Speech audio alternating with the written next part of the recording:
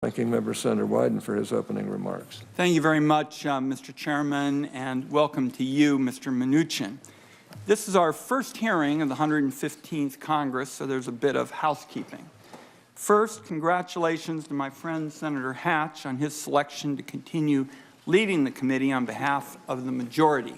I also want to welcome our two new members, Senator McCaskill and Senator Cassidy. We are lucky to have you both. Now to the business at hand. Aside from the President, there may be no individual with a tighter grasp on the levers of our economy than the Secretary of Treasury. That has been true since the days of Alexander Hamilton.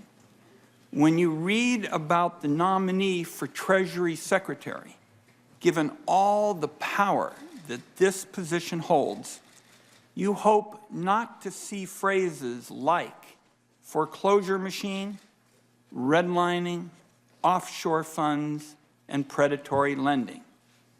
I'm sure today's hearing is going to cover a wide range of matters, whether it's Mr. Mnuchin's background and qualifications or the incoming administration's policy agenda. I'm going to begin with a topic that cuts across all of these matters: the truly disgusting inequity and abuse of America's tax laws. The tax code today is a tale of two systems. For wage earners, like cops and nurses, there aren't any special tax dodges.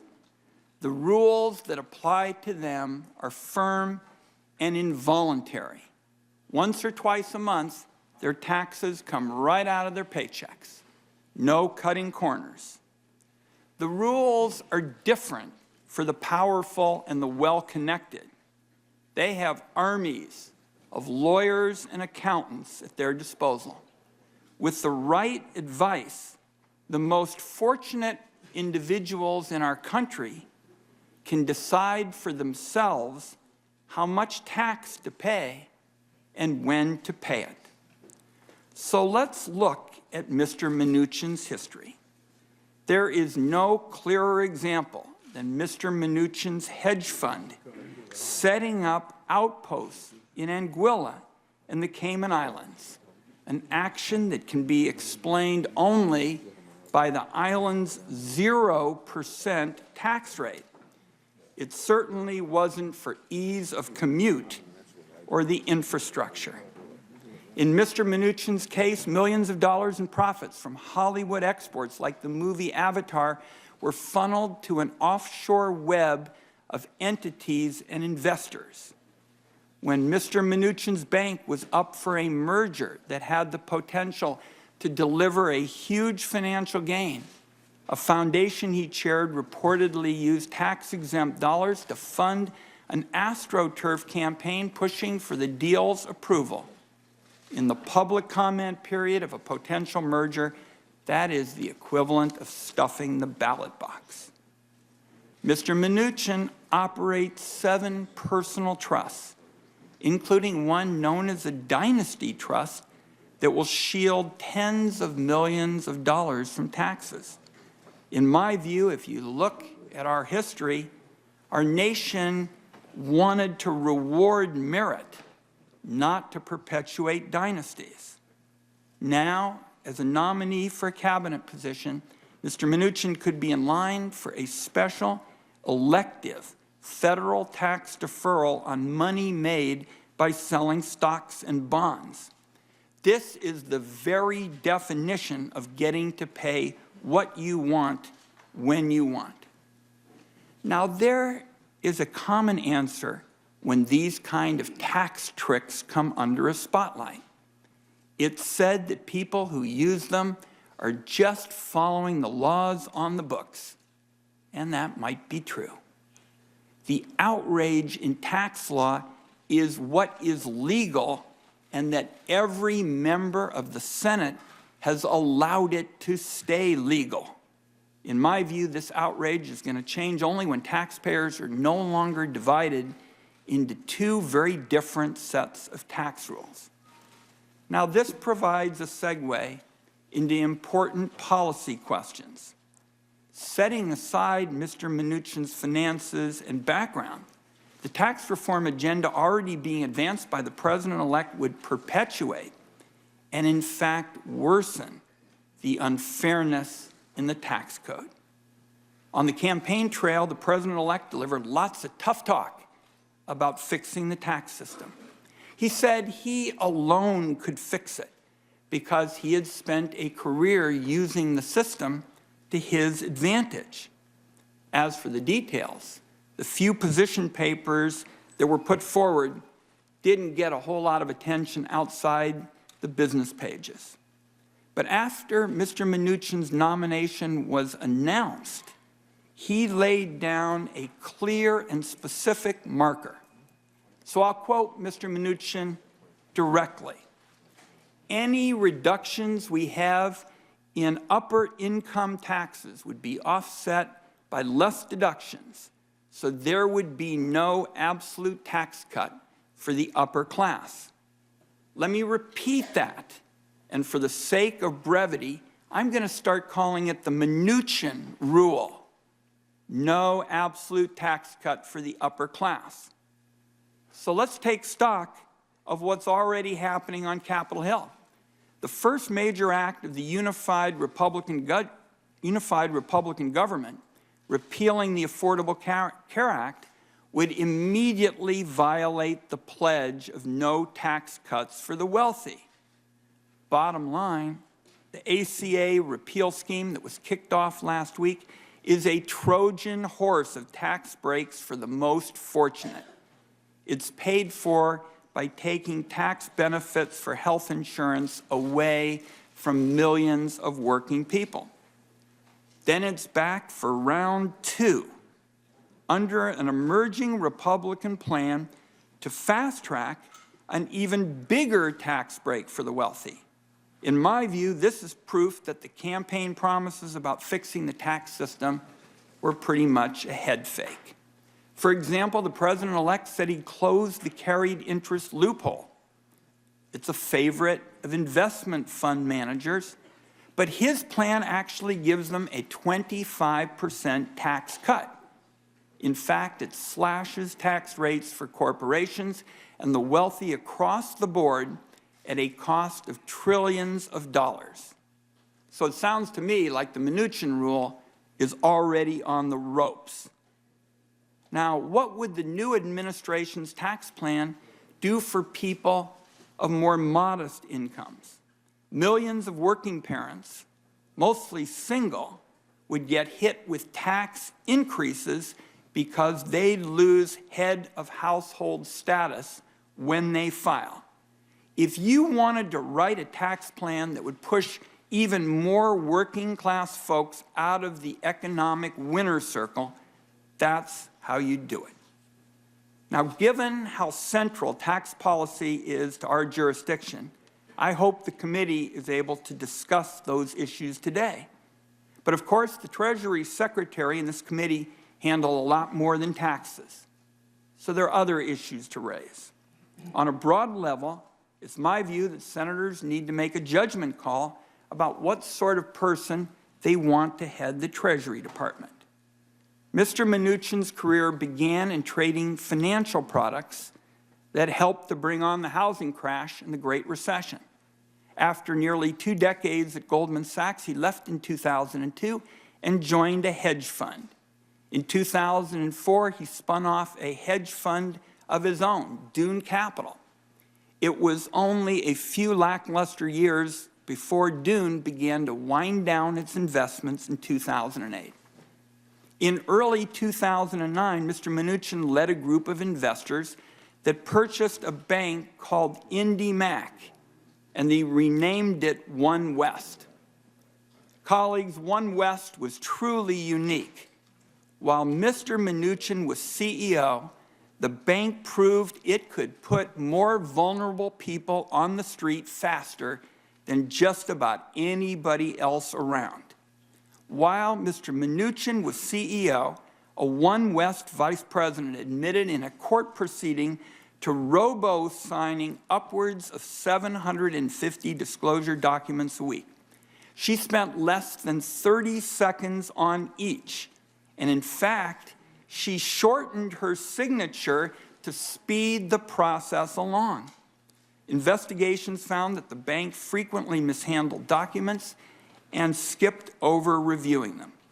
All it took to plunge families into the nightmare of potentially losing their home was 30 seconds of sloppy paperwork and a few haphazard signatures.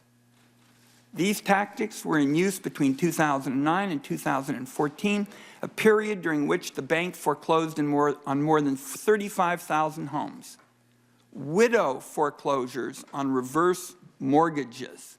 One West did more of those than anybody else. Now, the bank defends its record on loan modifications, but it was found guilty of an illegal practice known as dual tracking. One bank department tells homeowners to stop making payments so they can pursue modification, while another department presses on and hurdles those folks into foreclosure. One West made only 2 loans to African-American borrowers in 2014 and 2015, according to an analysis by the California Reinvestment Coalition.